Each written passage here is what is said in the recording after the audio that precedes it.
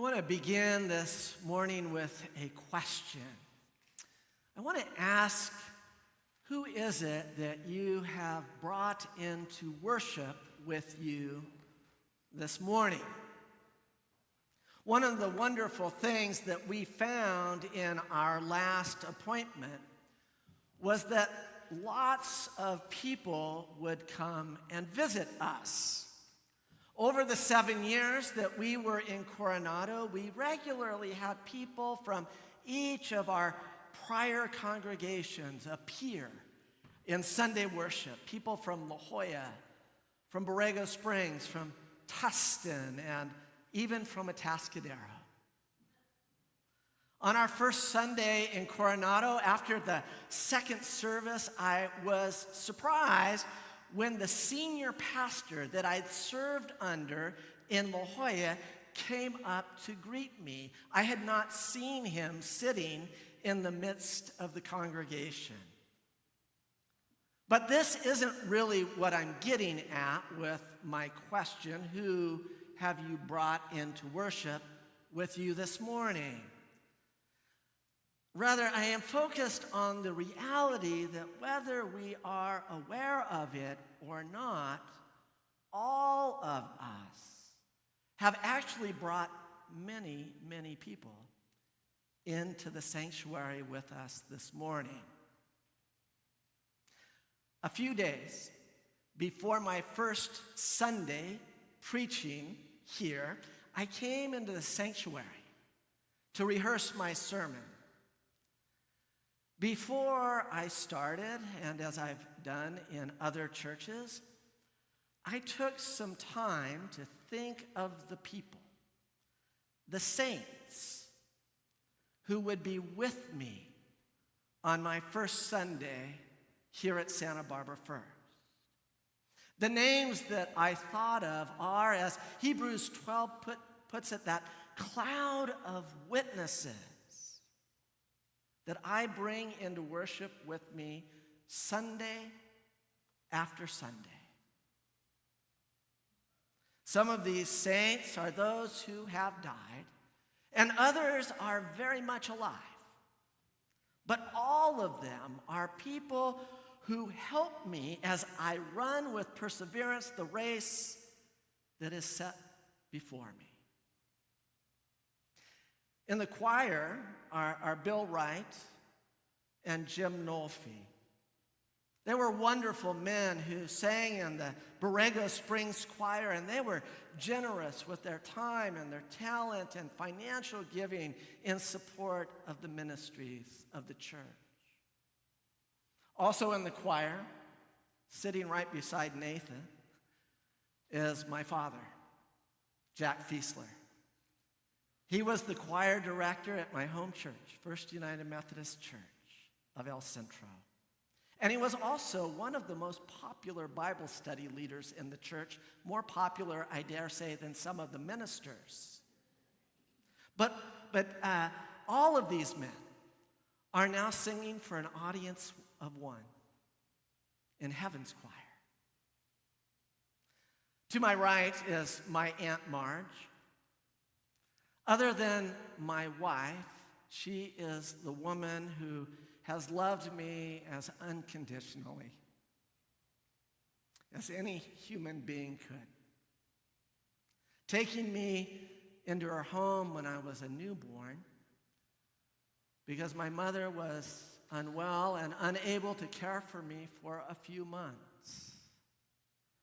She's 98 and a half years old now. I had dinner with her about 3 weeks ago. Now, Paul Jagger is a couple rows back, maybe sitting next to Jeannie there.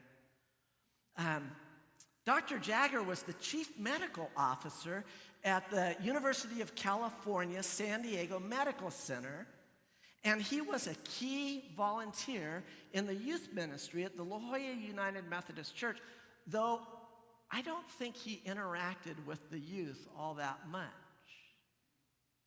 You see, Dr. Jagger was the head cook for our midweek youth ministry, planning, purchasing and preparing sit-down meals every Wednesday night for 30 youth and 20 adult volunteers.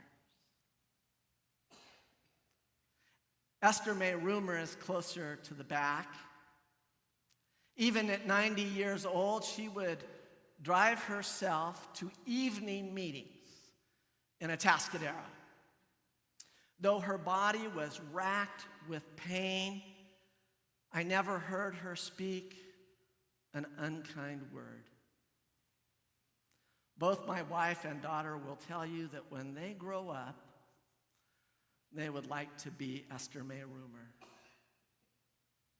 Jerry Swisher, one of the loveliest women that I've ever met, and who never failed to ask to pray for me and my family whenever I would visit with her in Coronado, is certainly sitting next to Esther May. I think they're cracking each other up. I cherish their presence every Sunday morning. Over to the left and in the front row is the Watterson family. Now, these folks were in the Tustin Church, and they were related to the patriarchal minister of the church, Al Watterson. If you want to think about who Al Watterson was like, just think Lloyd Sachin. It was that important to the church. Unfailingly supportive, they always sat in the front row because they knew that Methodists never sit in the front row. And so they knew they would never be taking anyone else's preferred seat. Also over here is Barbara Wright. From the mid-1960s to 2003, when I first arrived in Borrego Springs, Barbara was the very first person that anyone met. She made a point to write down everyone's names, and at the beginning of the service, she would stand up and introduce and welcome them to worship. It was Barbara Wright who taught me the value of remembering names. Barbara passed away in 2015. In the back row are four pastors. I don't know why they're in the back row. Maybe they got tired of sitting up here. Don Shelby, Ray Worth, Paul Ray, and Bill Word. All of them, in their own way, were incredibly gracious, never failing to express appreciation and encouragement for my ministry, my preaching, and my pastoring. Not every pastor does that. And though he was not an ordained minister, I also picture a man named Marshall Saunders sitting in the back row with them. Marshall Saunders established the Citizens Climate Lobby. And I suspect that some of you may have given to that organization. Marshall's memorial was 3 months before the pandemic. But it was the first service we ever live-streamed. Marshall's impact on the world was clear not only because the sanctuary was packed to the gills, but because people in 18 different countries were watching that live stream. So let me share 3 things about our reading from Hebrews 12. And the first is to notice that the author of Hebrews is inviting us to be intentional about bringing our cloud of witnesses with us wherever we go, but especially when we gather for worship. Because God deserves the praise of every voice in heaven and on earth. I want to pause for a minute, and I want to invite you to just grab a pencil and your bulletin, and I want you to write some names of people who might be in your cloud of witnesses. give you a few seconds to do that.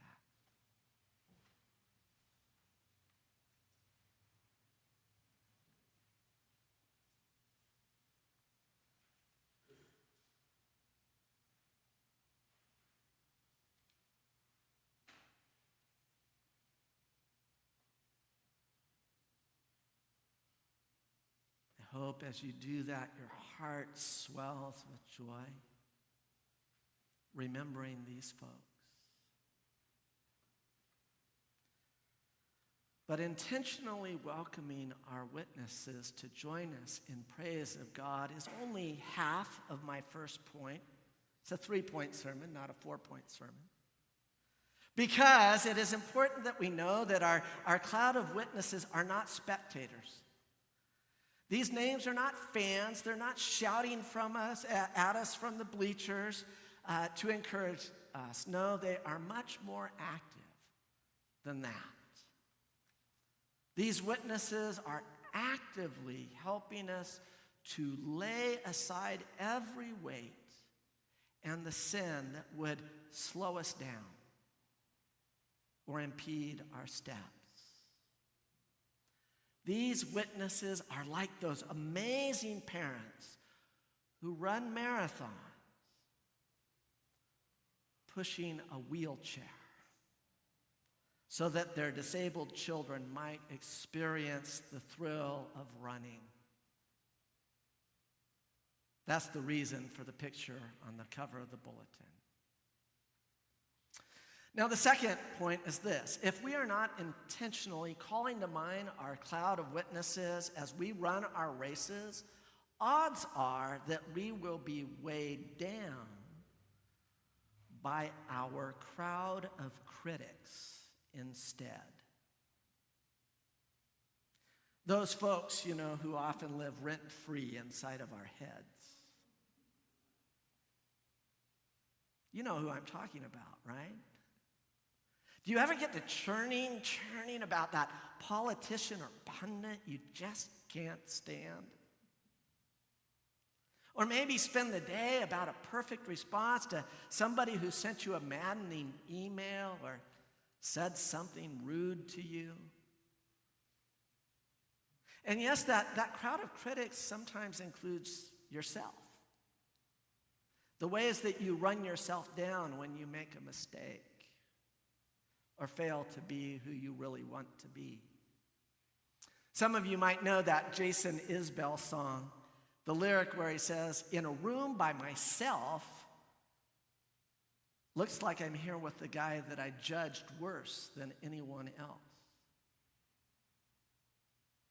If we do not intentionally bring our cloud of witnesses to worship, we risk bringing our crowd of critics instead, and then we risk imitating those critics. One Sunday morning in a prior church, I received an anonymous note written as a prayer request. It was about somebody on the staff team. And it hurt my heart just to read it. And I felt pain for how I would have felt if I had been the subject of that prayer request. And for about an hour, as I sat there in my office, I was stewing and I was loading up ammunition that I would somehow use to put that person in their place, even though they were anonymous.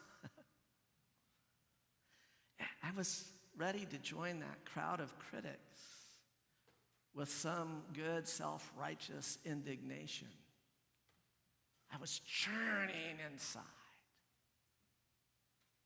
And then I thought, wait, what this person needs more than anything else is the love and grace of a church community, because this note tells me that they are running their race with a crowd of critics in their head. And what they desperately need is a cloud of witnesses to help them cast aside the weight that is slowing them down. Over the last few years, there has been an explosion in the field of neuroscience, research related to neuroscience. And neuroscience proves that when a negative or critical or fearful thought comes into our minds, we are hardwired to glom onto that thought like Velcro. It's like it's milliseconds, and it's stuck in our brain.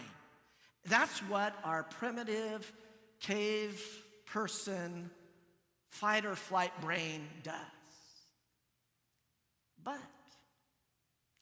when a positive thought comes into our minds, when we experience something that is joyful or praiseworthy or glorious,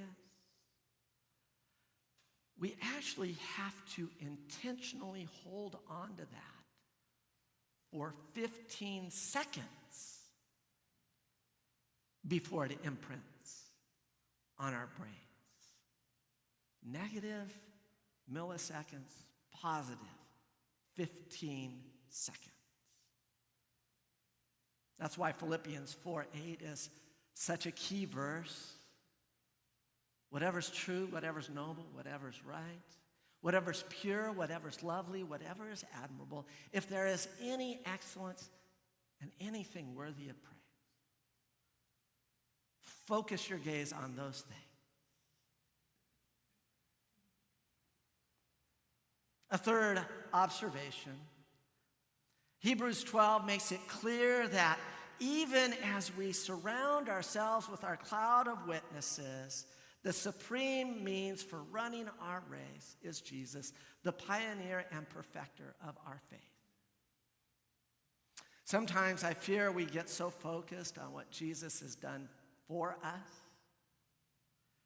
that we forget what Jesus wants to do with us,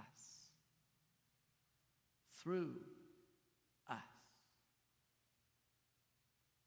I sometimes think Jesus has an awful lot of admirers, but not a lot of followers. But our cloud of witnesses are those who have moved beyond being a fan of Jesus to actually following him. And so as we now run our race, we might ask ourselves whether or not someone down the road, a friend, a child, a colleague, a preacher, will they name our names among their cloud of witnesses because they saw how we responded to Jesus' invitation to follow him? Friends, take time to review the names that you wrote down. Add to that list if you need to. Those names are people who would help you to live with the peace, faith, hope, and love of Christ Jesus. Take your witnesses home with you today. Take them wherever you go this week. And for God's sake, bring them back to worship with you this next Sunday, because they want to be here. They want to help you cast aside the weight and the sin that clings so close so that you can cross the finish line with alleluias pouring from your lips. Amen.